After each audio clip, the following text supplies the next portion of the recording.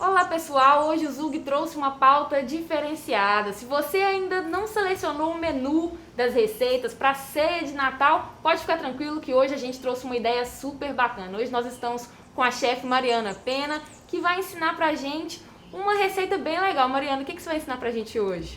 Hoje eu vim compartilhar com a equipe do Zug, com todos vocês de casa, uma receita tradicional da minha família nos almoços do dia 25 e que também servem para a ceia de Natal, porque ela acompanha qualquer tipo de carne. É mesmo? Você me disse que tem uma história por trás dessa receita. Como é que é? Tem toda uma história, porque o nome desse prato sempre foi prato judeu.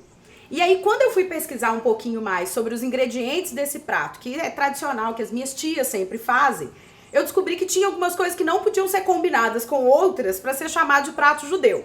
Então eu fiz algumas adaptações para você poder fazer na sua casa também, mas eu vou te dar o passo a passo do jeito que elas fazem, do jeito que a gente come na nossa casa e do jeitinho que vocês podem fazer para deixar ele tradicionalmente como um prato judeu, para acompanhar tanto um arroz, a farofa tradicional, uma carne de porco ou uma carne de frango. E aí vai ser uma delícia, eu tenho certeza que vai ser sucesso, Ingrid. E quais são os ingredientes que a pessoa vai precisar para fazer esse prato, Mari?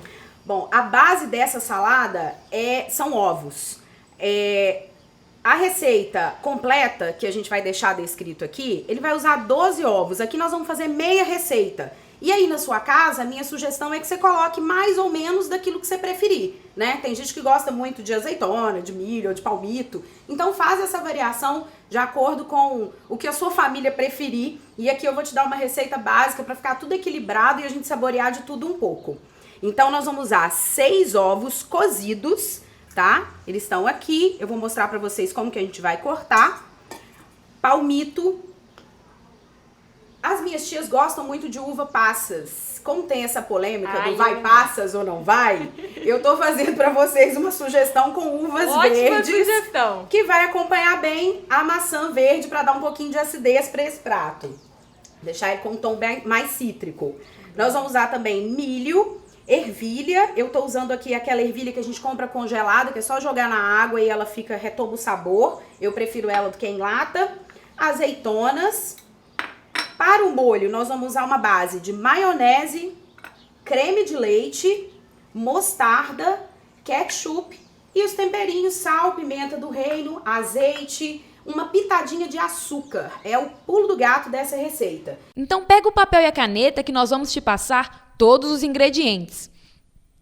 Você vai precisar de 6 ovos, 100 gramas de palmito em cubos, 100 gramas de azeitona sem caroço, uma maçã verde, 15 gramas de milho verde, 15 gramas de ervilha, 7 uvas verdes cortadas em 4 ou uvas passas, caso você prefira. 100 gramas de cogumelo shiitake salteados na manteiga. Para o molho, você vai precisar de 100 gramas de maionese, 100 gramas de creme de leite, 15 gramas de ketchup, 15 gramas de mostarda, 3 folhas de hortelã picada bem fininha, um molho de salsa, azeite, sal, açúcar e pimenta do reino são a gosto, então coloque o quanto bastar. Como eu te falei, as minhas tias, elas usam presunto picadinho, mas tradicionalmente na culinária judaica a gente não mistura carne de porco, ainda mais carne de porco, ou qualquer outra carne com leite. Como a gente vai usar derivado do leite, que é o creme de leite, a gente não poderia usar. Mas na sua casa, como você vai fazer, você diz que é uma variação de um prato judeu e tá tudo certo, vai passar tranquilo. E aí, para substituir lá a carninha de porco, que é o presunto, eu vou usar um cogumelo fresco que foi só salteado na manteiga. Se você quiser fazer essa receita vegana, é só substituir, tirar o ovo e picar o cogumelo em tamanhos maiores, que aí tudo certo, vai fazer a alegria de todo mundo. Todo mundo vai ficar feliz. Aí, Ingrid, como a base dessa salada é ovo, é ideal que a gente corte em tamanhos maiores. Então, nós podemos fazer em 3, no máximo 4 partes, ó. Tira só esse pedacinho, para ela poder dar volume, né? E aí, lembrando que a quantidade de ovo, ela vai variar de acordo com a quantidade de pessoas que você for servir. Essa receita, ela serve quantas pessoas?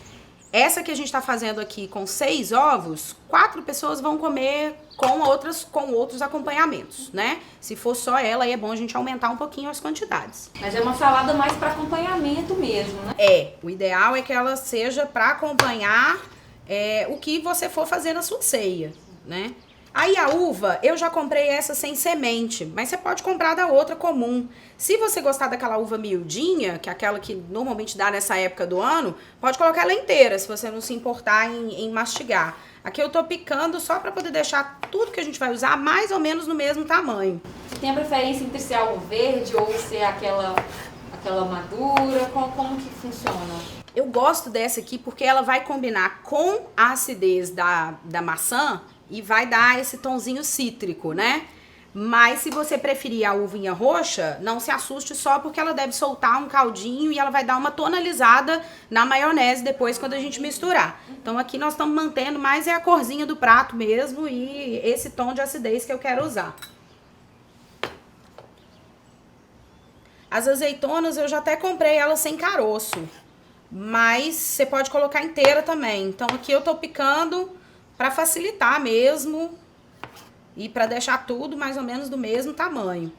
Mas a pessoa também tem que se atentar, não sei, né? Porque a azeitona ela também dá um certo salgado pro prato, né? Na hora de temperar tem que tomar esse cuidado, né? Exatamente. Tudo que a gente usa azeitona, primeiro a gente coloca a azeitona, se for molho, por exemplo, a gente deixa esse sabor da azeitona apurar ali, soltar todo o tempero da conserva dela e depois a gente acerta o sal.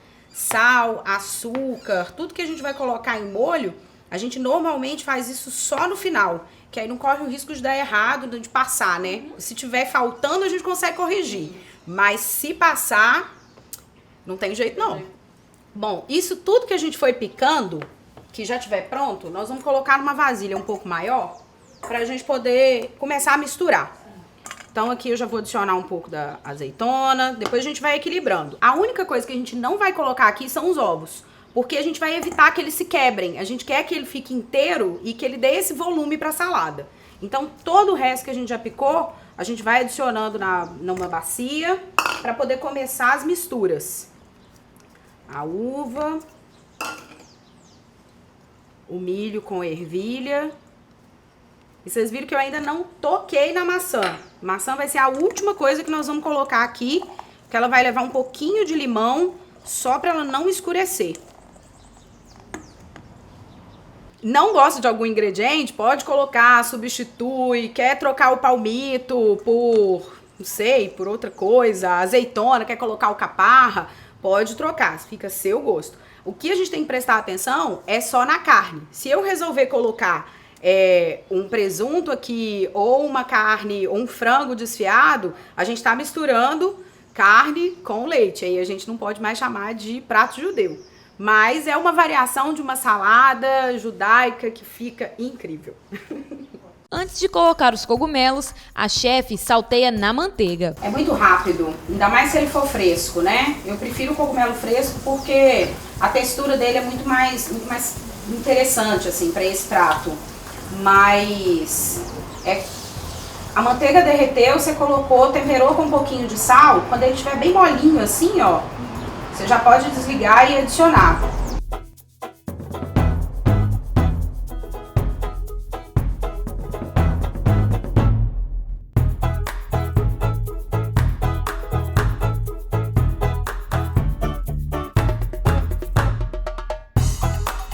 E presta atenção nessa dica da Mari. Sobrou o frango do dia anterior? Pode ficar tranquilo. Ele também combina com a nossa receita e fica uma delícia. Se você quiser aproveitar o que sobrou do frango do dia 24 para fazer essa salada no dia 25, é impecável.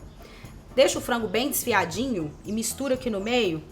Serve uma salada fria com frango, é um jeito diferente, né? Pra gente não ficar fazendo sempre o salpicão ou tendo que inventar uma torta, alguma coisa. É um jeito muito gostoso da gente, ó, botar a galera pra comer aquele frango que ficou.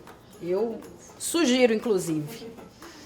Então você deixa a maçã pra cortar por último, né? Senão ela pode empretear, não é isso? Isso. A maçã, ela escurece, né?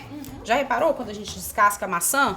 Ela vai dando uma escurecidinha e é muito rápido. É igual berinjela. Então a gente pinga umas gotinhas de limão nela. Lembra que a gente falou que queria um pouco de acidez no prato? O limão vai ajudar a fazer isso. Eu já tinha higienizado todos os nossos ingredientes e aqui a maçã principalmente, e aqui eu não vou tirar a casca. Essa casca vai dar uma cor super bonita para nossa salada. E além disso, aquele azedinho da maçã verde fica aqui, né? Então é isso que a gente quer preservar.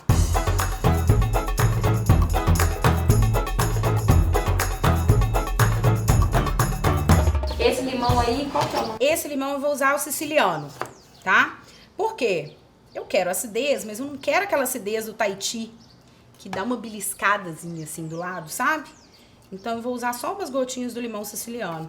E até porque nós estamos usando creme de leite, maionese. Se a gente acrescentar muito limão, a gente vai talhar.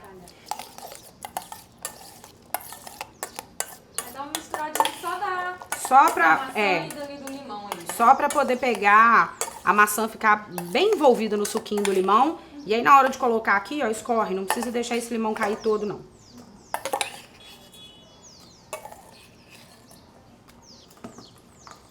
Ó, a base da nossa salada tá praticamente pronta. Antes de misturar os ovos, nós vamos misturar os cremes. Vou começar com a maionese.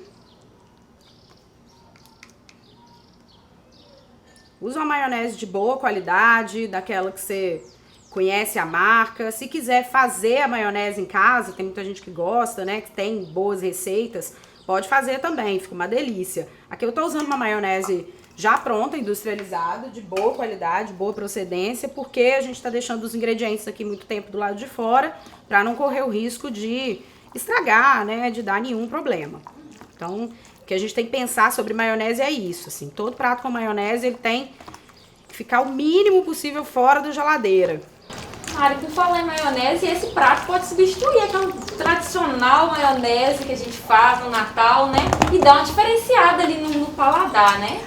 Pode, tem muita gente que gosta, por exemplo, se você quiser usar essa mesma base aqui para poder fazer uma salada de batata, substitui os ovos por batata, ou se você gostar da batata junto com os ovos, acrescente os ovos, né? Acrescente a batata picada, cozida. É só lembrar de colocar tudo mais ou menos do mesmo tamanho. E aí você já tem uma nova versão da maionese tradicional. Ó, colocamos limão, temos acidez, então, pulinho do gato, estamos usando aqui uma pitadinha de açúcar. É uma pitadinha mesmo. Esse açúcar aqui que eu tô usando, ele tem essa corzinha, porque é um açúcar demerara. Por que esse colocar açúcar é o pulinho do gato? A gente vai equilibrar a acidez do limão e das frutas cítricas, né, que entraram aqui. Normalmente a gente costuma brincar e falar que todo prato salgado você bota uma pitadinha de açúcar e todo prato doce você bota uma pitadinha de sal. Isso tudo é porque a mistura do sal com o açúcar, eles ajudam a dar equilíbrio e a soltar sabor. Se a gente começa a entender sal e açúcar como realçador de sabor do ingrediente, a gente para de salgar a comida demais e transforma a alimentação da gente. Isso aí é mostarda? Aqui agora a mostarda. E nós vamos usar um pouquinho também, uma pontinha de colher aqui, ó, de ketchup para dar uma colorida nesse molho. Gente que não gosta muito de ketchup, tem alguma substituição? Ou pode ficar sem colocar? É mais um tempero mesmo, né? A combinação aqui com o creme de leite, com a maionese, vai deixar muito gostoso. Mas tem gente que não gosta. E aí usa então, por exemplo, uma páprica doce, uma pitadinha de páprica doce, vai dar uma colorida e não vai alterar demais o sabor da salada. Ó, agora a gente vai misturar todos esses ingredientes aqui com os nossos ovos. Pra poder deixar eles o mais inteiro possíveis. O ovo é a última a colocar pra deixar ele mais inteirinho, A última coisa, a gente não quer que ele se desfaça demais, senão a gente vai ter um creme com a gema, né? A gema acaba soltando. Sim. Mexe devagarzinho.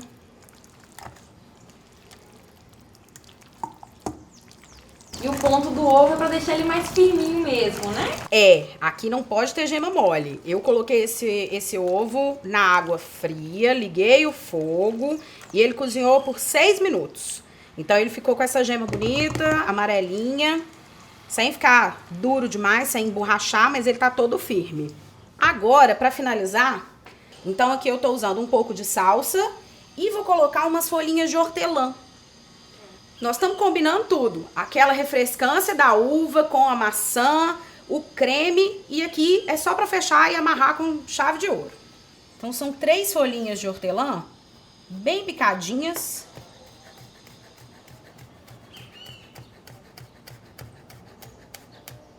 Porque na hora que a gente morder, a gente quer que esse hortelã seja uma surpresa ali no prato, sabe? A pessoa vai comer, mas não vai nem saber o que que é. Vai pensar assim, nossa, que refrescância que tá É vindo só aqui. isso mesmo, é só para poder aguçar a curiosidade e o paladar de quem estiver comendo. E a salsa, porque eu acho que fica super bonito. Esse verdinho dá um tom. E isso é muito legal, né? Porque essas coisas de tempero, de ervas aromáticas, ela vai muito de família para família, do que a gente gosta. Aqui não é tudo que vai combinar. Mas quando você for fazer qualquer prato na sua casa, que você sabe que vai levar uma erva aromática, aí vai de acordo com aquilo que a gente gosta.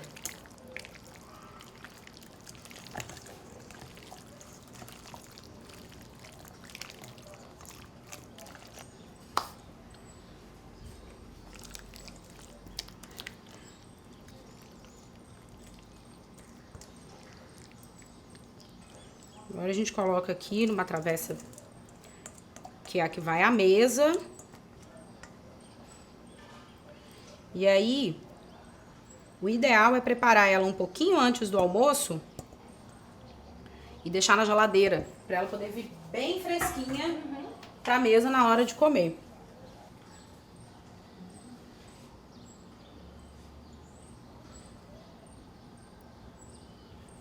Só pra gente dar um toque final, deixar bonitinho e levar pra mesa.